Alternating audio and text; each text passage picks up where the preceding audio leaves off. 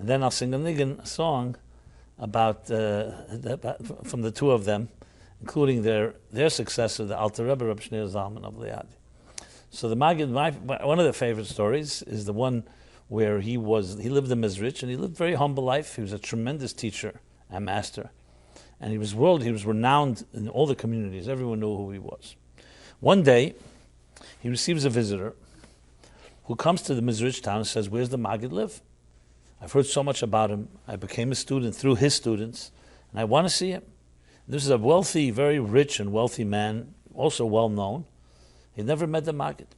So people said the Maggid lives at the edge of town in a little shack. So he was pretty surprised. This great Maggid's living in a shack. Okay, fine. He comes over to the shack, knocks on the door. Yes, he walks in, sees the Maggid is sitting there on basically not even like a plank of wood, studying, full of books. There's a bed in the corner. And I mean, the most what would we say, the most, not stark, what's the right word? Humble for sure, but almost like, as minimal as a person can live. And he's so taken aback, he says to the Maggid, "I don't understand. Nowhere does it say in the Torah that you have to live in poverty.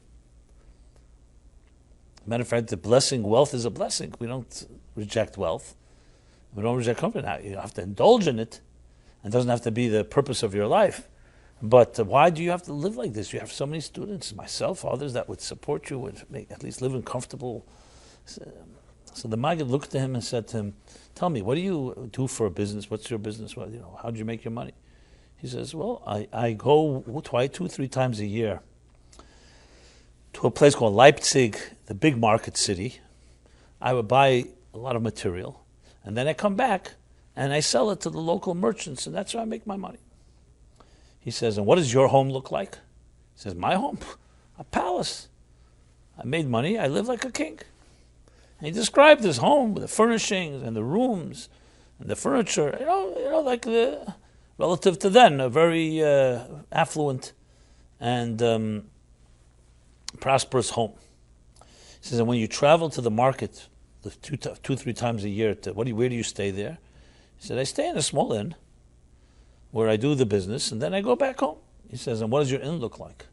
He says, "My inn is, of course, a far more modest room. It's 1-2 rooms with a table, and that's that." He says, "If someone came to visit your inn and said to you, 'You're such a wealthy, powerful person, why are you living in such a,'" he'd say, "I'm only on the road. This is not where I am. This is not my home. It's not my domain. My domain is, you want to see what I really look like? Come to my home." The Haim, he said, is God Anders. In my home, it's all completely different. So the Maggid smiled and said to him, "It's exactly the same. I'm also on the road here. I'm in transit. You want to see what my home looks like? My home is also completely different." Of course, the Maggid was referring to the spiritual home, not a material one. And his home was very rich, which is a tremendous lesson of what we consider to be rich. What do we consider to be affluent? What do we consider to be wealthy? Some people, wealth is very material. The Maggid was telling you, want to see my wealth, you come to my home. This is not my home. This is where I hang out for a short period of time that God wants us to be on this earth. So that's the Maggid story.